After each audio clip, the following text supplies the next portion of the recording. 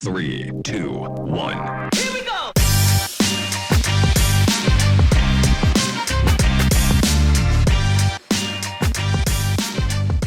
Welcome to the North Carolina Youth and Government YAGcast. This special edition of our media podcast is an alumni spotlight interview.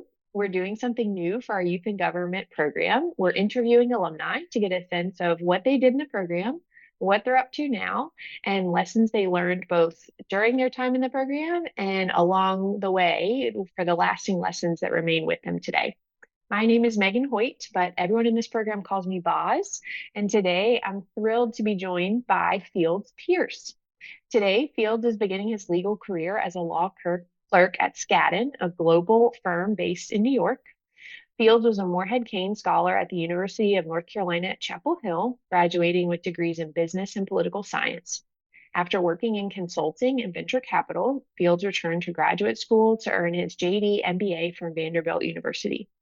Fields was the 2014 Youth Governor. And if you're a budget analyst in the program today, you have Fields to thank for bringing that vision to life. Hey, Fields.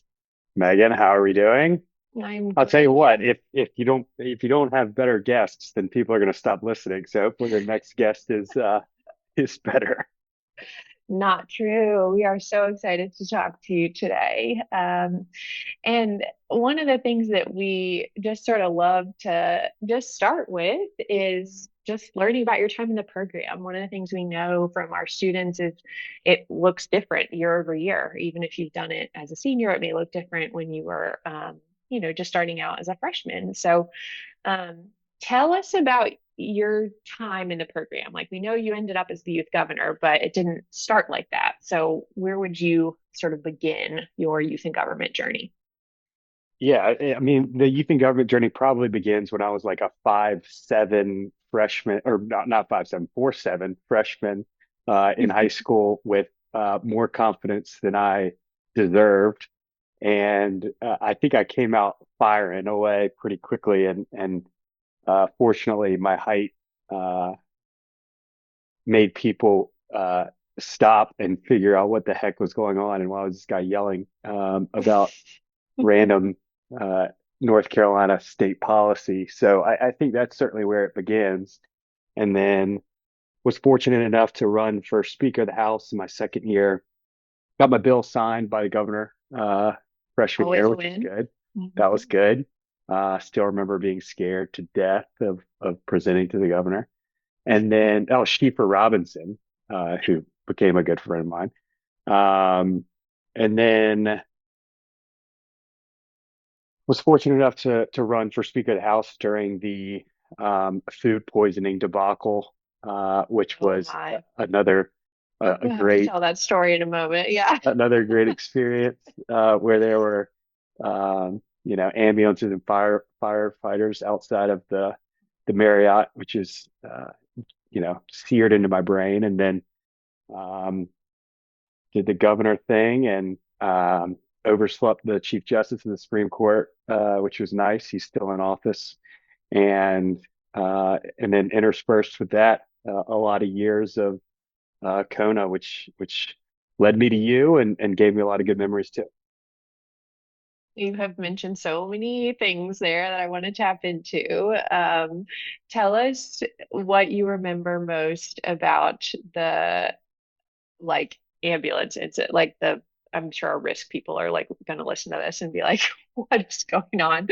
I But just, I just what do you remember remember about that it. experience? You got to realize this was like it was a little bit like COVID in Mhm. that we didn't know what was going on. There was a triage situation, but like I had a campaign to win and I wanted to go talk to people, and everyone was saying that I couldn't speak to people. And so um, Very that's really stressful as a candidate, right? Running for that's really office. what I Yeah. remember. Hmm. Trying to figure out, navigate the ways Yes. to campaign There are through so the many of triage. those like stories that people have that are like cemented in, you just have like, oh, I remember being in the RCC when XYZ happened, or, like there was a snowstorm one year, for example, right? Like those memories get like, I think, seared in for I'm sure. not even sure the RCC existed uh, Yeah, at that yeah. point.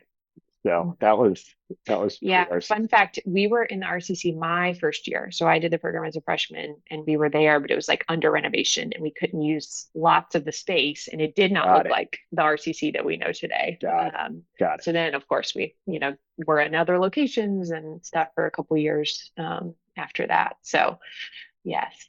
Um, oh man. And then you mentioned that you overslept. What was that? What's that story? Tell us that story of oversleeping. Well, it depends I on think how it's a long. fear that many youth and government students have. Yeah. Uh, The mornings begin early.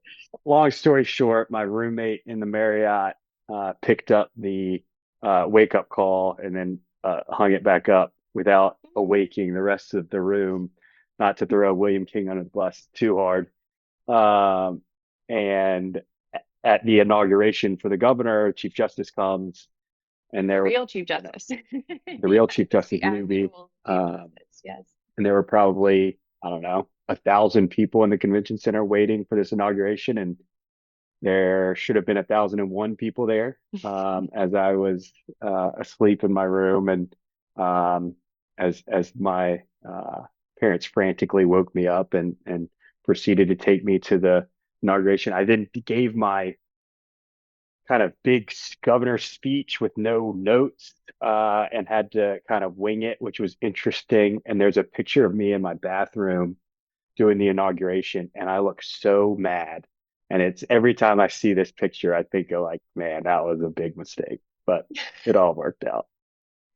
It sounds like it did, and I'm sure you recovered after that for your weekend as governor. But yeah, like when you think about that, I mean, what would you go back and tell younger fields if there's a lesson in any of I, that? I Yeah. mean, it's easy to say now, but anything that happens in high school feels like Mhm. it's the biggest thing that's ever going to happen. And, Yeah. you know, 10 years, let's see, that was, yeah, 10 years ago. It's like not, you laugh about it. And it's cliche to say, but it's so true about most things in high school. Now you have to really try to avoid the big mistakes in high school, and there are certainly some of those, but the little things that can really stress you out, a spelling test that my mom cried about when I was in middle school, or oversleeping this thing. It's a blip on the radar, and trying to not take yourself too seriously, I think is pretty beneficial. Yeah, that's a good lesson. I think a lot of our high schoolers do a lot and they want to be really good at it, especially our youth and government students that participate in this program are, um, yeah, of that vein, cut from that kind of cloth where, they're really trying hard and they're doing well at like a lot of things. So it can feel really daunting Yeah, and when something doesn't go your way, it's especially. certainly a fine line. You don't want students who are super nonchalant and don't care about anything because this is high school and that's what I'm supposed to be doing, is not caring and having fun. And at some point you do have to put your stake in the sand and care about something and enjoy something and be good at something. There are certainly people that I look back to that had all the talent in the world, but middle school, high school, they didn't care enough and they really never got it back. And Mhm. it's just interesting how talent is less and less important as you get older. And it's really about how you show up to work every day and the effort that you put in. And so, with mental health where it is now, it's like this really hard balance. Like, what do you tell a high school kid? Like, you got to really care enough to strive for success and win, but you kind of have to figure out what's important to not totally, uh, you know, get frustrated over little things that ultimately won't matter. Mhm. Yeah, and I like the word you use, balance between those two things, because it'll Yeah, look different for. something I've never been good at. So that's good. Yeah, yeah, that's a really interesting point and one that I think is important for a lot of folks to just wrestle with themselves, like how do I start figuring out and answering those questions as a high schooler, because they're only going to continue, as you mature, as you get older. Um, I know you did a lot in high school, both at, the high school that you graduated from and then just outside of school as well. But youth and government was like a really big part of your high school experience. So is there like a reason why you were so dedicated to the program, or like why did it become like such a signature, going to Kona, running for governor, doing Speaker of the House, like all of those things? Like what was it for you that made the program significant enough to invest that much in the program? Early on, I think it was obviously the superficial things of a lot of people were doing it, and it was political.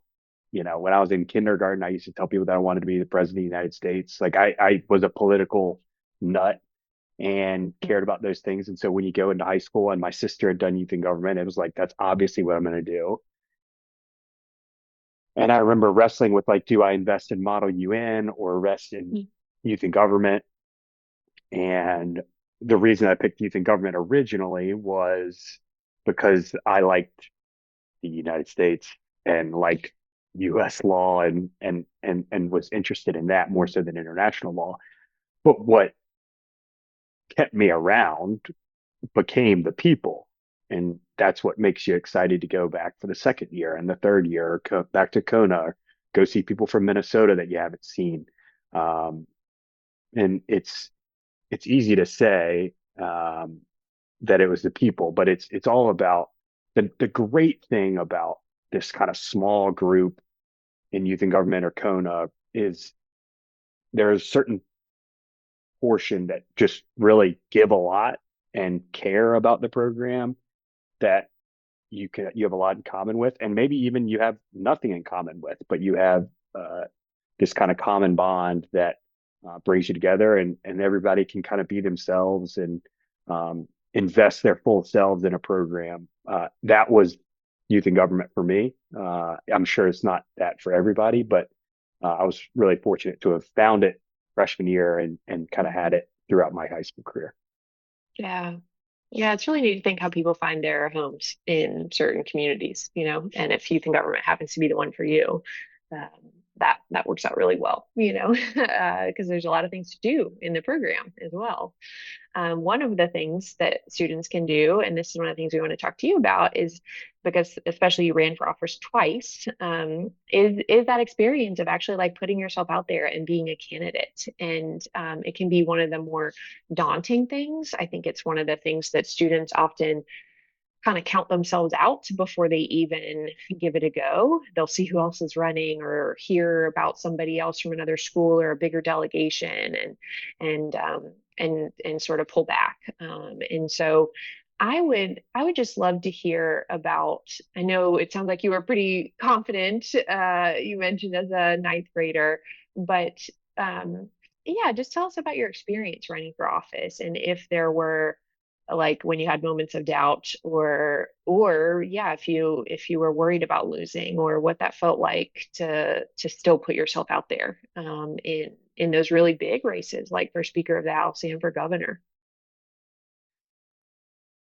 Yeah, the more that I think about it, very rarely is, I think when you're in high school, you look to high achieving people, or not even high achieving people, people that have achieved anything that you want to go achieve. The, the common misconception is that those achievements came before confidence, or kind of a self belief that you can go do something. And 90% of the time, it's the other way around, where somebody has absolutely no reason to be confident in themselves, but they put themselves out there enough to go do something. And that the great thing about running for office for me was, whenever I was in college or whenever I was out of college or in working world, like I can talk to 50 people because I talk to 1,000 people at youth and government. Like, and if you continue to kind of raise the bar on yourself, whether it's public speaking or whether it's thinking about something really hard or doing more difficult math problems or whatever it is, like continuing to have self-belief that I can get another rung on the ladder of achievement will just continue to lead to kind of outperformance. And eventually you'll look back and you're like, holy cow, like, why did I ever believe that I was set out to do that? And um, I don't know, it's so easy to look at somebody and in hindsight be like, that was, of course, the outcome that was going to happen. When in reality, all it took at the beginning was somebody being kind of crazy enough to go do something. Yeah, just putting themselves out there, just trying. Yeah, just like trying and seeing what happens. I love that.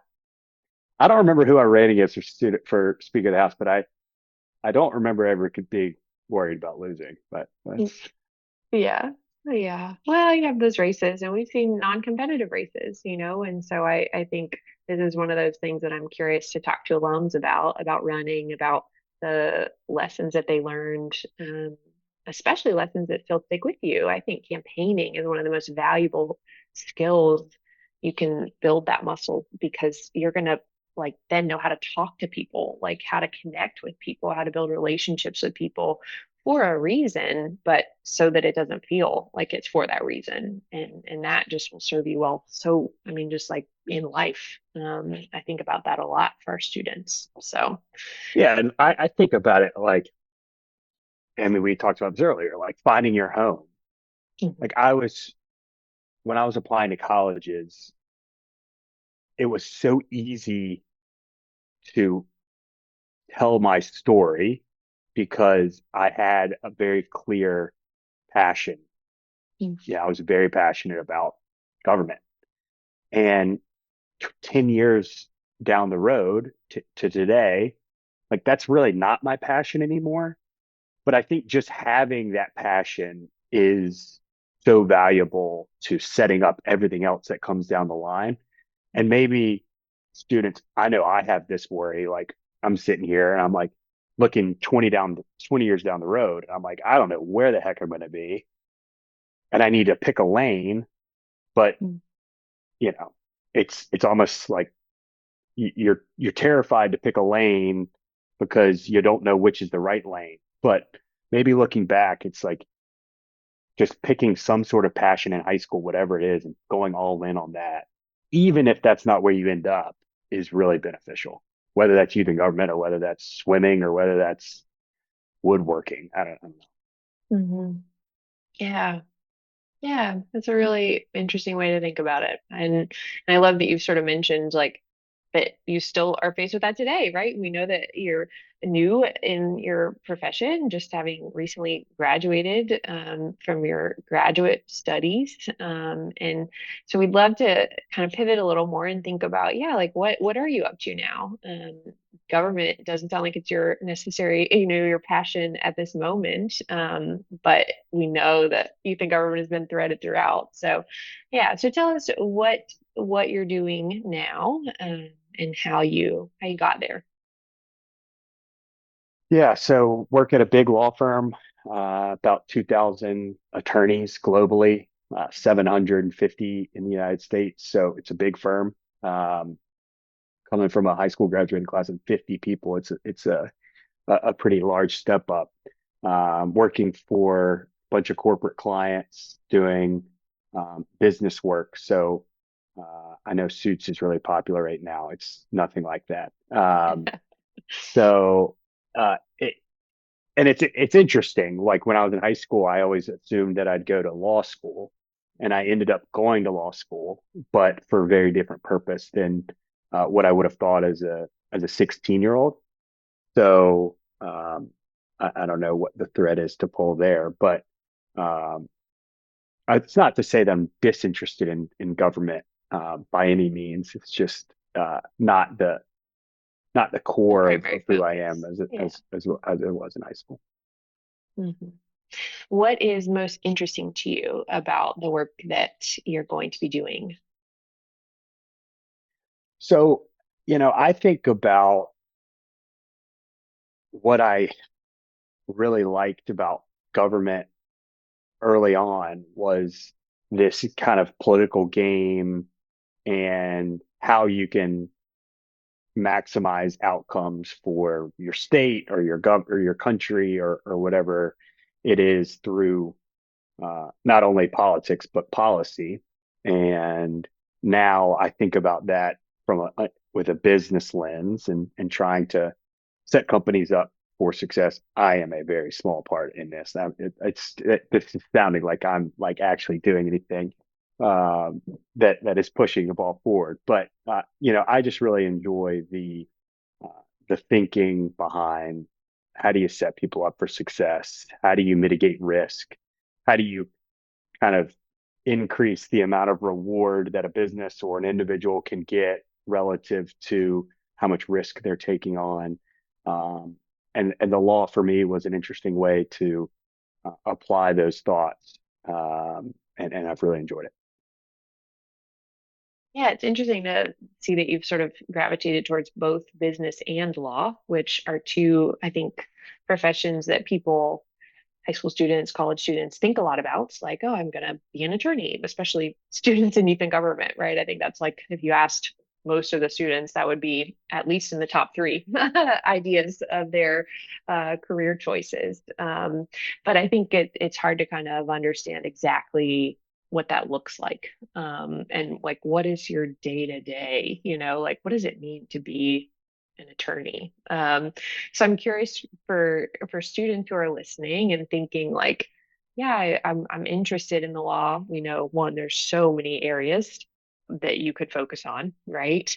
Um, but what are the kind of like essential skills that you think make a good attorney good at their job? Like, what are the things you're going to have to do a lot of, to make sure that you really are not just successful in your role, but that you actually like it? Yeah. The recipe for success is so different for different types of people, and especially and there are so many different types of law. That's, I think, a big misconception for high school kids is thinking that all attorneys are doing the same thing.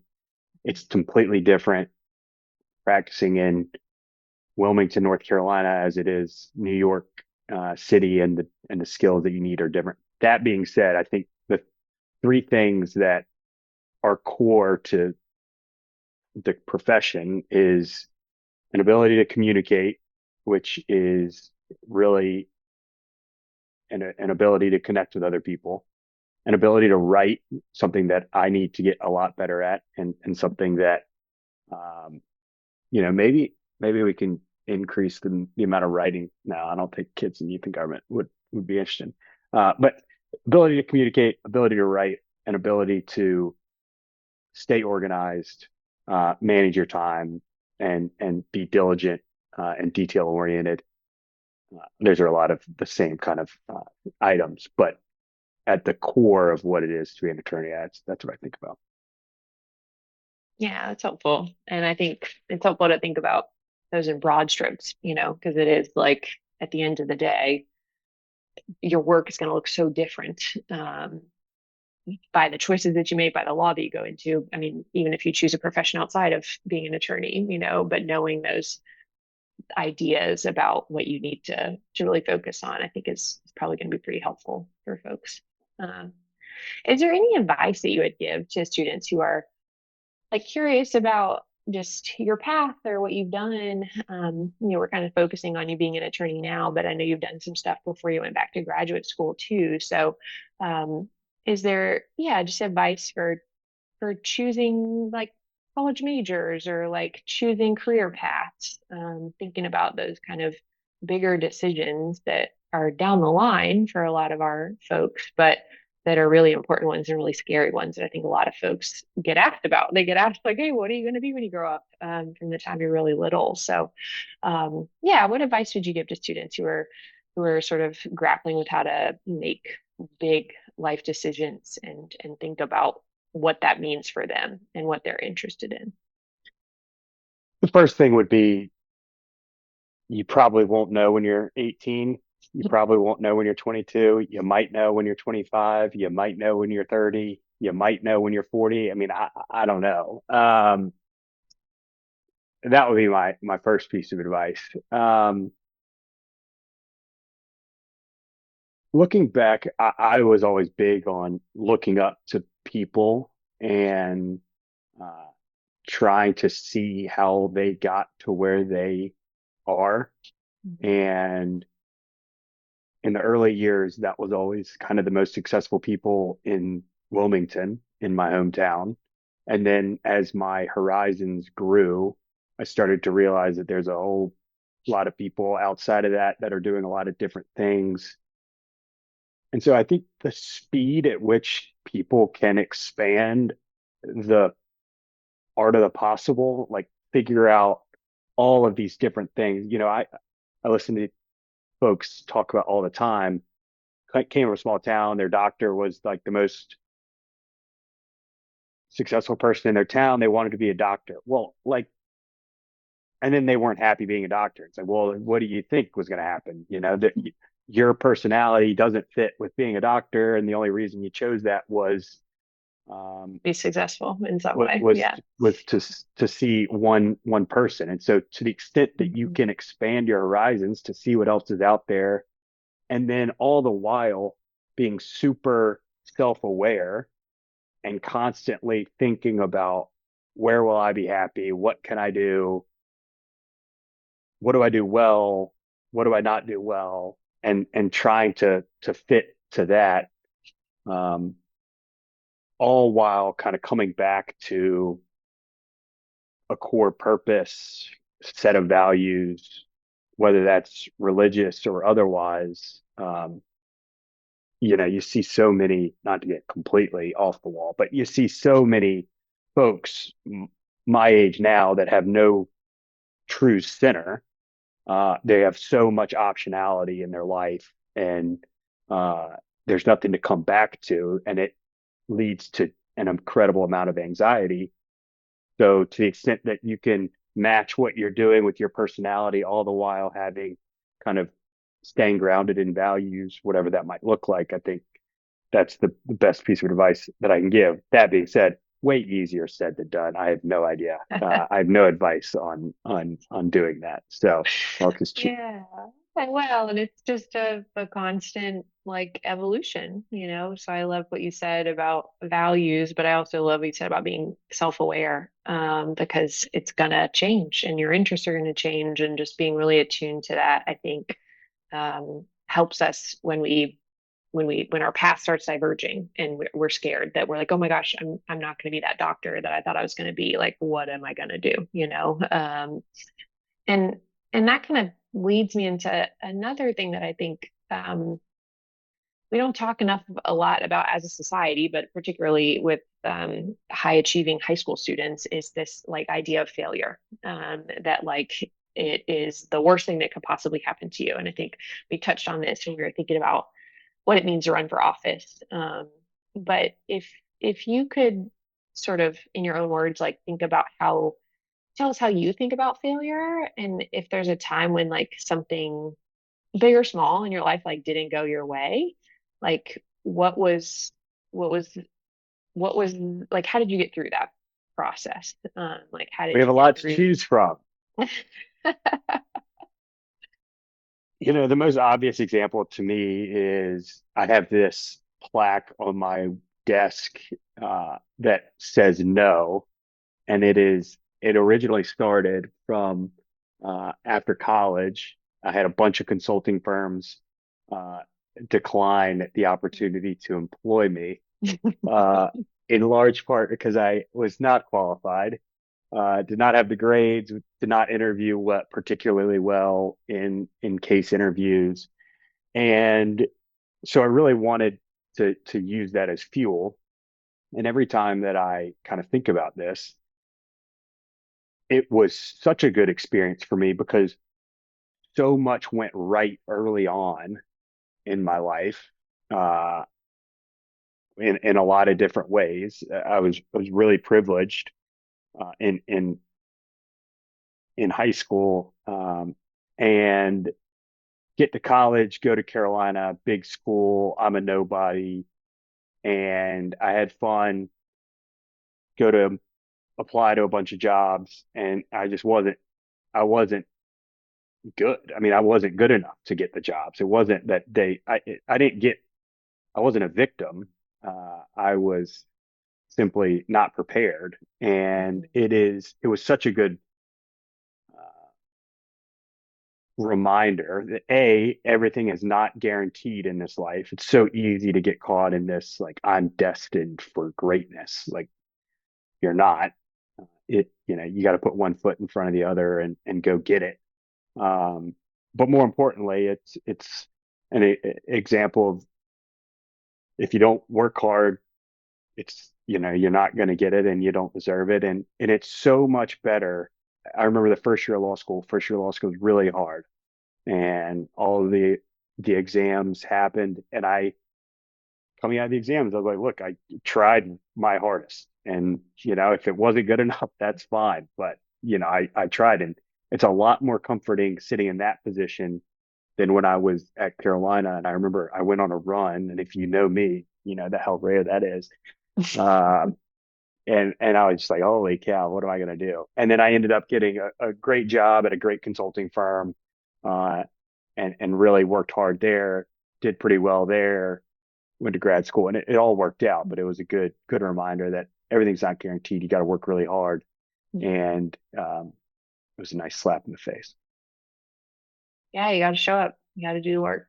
Yeah, but the fortunate thing is it started with like three colors, Bain, BCG, McKinsey's colors, and now I've got like 15, and it's like, all right, we've got enough no's. Yeah, I need to hear a yes here, right? Yeah. Yeah. That's awesome. I know we've talked a lot about just like lessons and how you think about things today. But I'm curious if there's, yeah, something that is on your mind that we haven't touched on exactly that you want to share, either from your time in the program or something that you're thinking about right now that you want to make sure that students hear. It is an incredible opportunity as a student to send an email to someone that you look up to and get them on the phone. There are very, very few people in this world that, if a high school student with a well-crafted email gets the right email address and asks them for 10 to 15 minutes, and you ask for some advice, and you have really good questions, that you're prepared, that conversation is not going to happen. And so I would just recommend use it, like, even in the youth and government network. Like, it's such a strong network. Anybody in youth and government network, whether it's in North Carolina or elsewhere, would be happy to hop on the phone. But even more broadly, to people that you look up to the expanding your horizons point, like, try to figure out what people are doing, reach out to them, see how they got to where they are. And I think what people will figure out is there's no kind of singular path, and everybody, uh, is on a winding journey to that confidence that we talked about at the beginning, and the self-awareness that is so important. And um, but students are in a great opportunity now. Like, I'm employed, nobody's gonna talk to me because they're gonna think I'm trying to sell them something. But as students, everybody is looking to pay it forward, and everybody had people that helped them. And so I just encourage people to get out there and talk to people, or email people, or put yourself out there. Yeah. Yeah. What can you learn from somebody else? And doing that through conversation has definitely been one of my favorite ways to do that for sure. So, okay. The last round of questions we're going to do is a special round because these are questions we're going to ask everybody who joins us, all the alums who join us on the YAGcast, and they have actually been generated by our officer team. So they put together these questions. So there's sort of more of a lightning round bit of questions here. But the first one is a this or that. So did you like What is crash this or budget? that? Is this like a TikTok trend? Oh, I don't know. I should have had a student here with me to explain more. But no, I think it's just, do you like this choice or that choice, right? Okay. Like, are you a mountains or a beach person, right? For Yeah. example, that's not the Beach. question. So, Okay. well, We know that coming from Wilmington. So this one is, did you like Friday Fun Night or Governor's Gala? Like, Uh, based which on one did you like? Or based on the earlier conversation around food poisoning, I'm gonna go with Friday Fun Night. Friday Fun Night. That's good. What is your favorite or like the most impactful book you've ever read? Probably The Fish That Ate the Whale. It's a book about Sam Zamuri. He was this Russian Jewish immigrant that landed on the beaches of Alabama and ended up being a very wealthy man. And, you talk about privilege, that guy had none of it and went out and worked really hard and was really successful. Mhm. Cool. What other profession, like other than your own, would you like to attempt? And so we'll rule out all of the ones that you've done so far, but I've attempted what a would you? lot. See, the thing that I've always wanted to do was be an employer, employ other people, especially in North Carolina. So I'll say, CEO of a company, entrepreneur that has a good group of people that depend on your paycheck, and that's always been something that'd be really cool. Yeah, awesome. Fields, thank you for this. Thank you for taking the time. Thank you for sharing your wisdom with me and with everyone else. I am so grateful for you, for what you've given to this program, for how you continue to stay involved, and just for your friendship. So thanks. Absolutely. Everybody reach out to Boz. She can get you on a podcast too. Thank you Sounds for good. everything you've done for me. I appreciate it.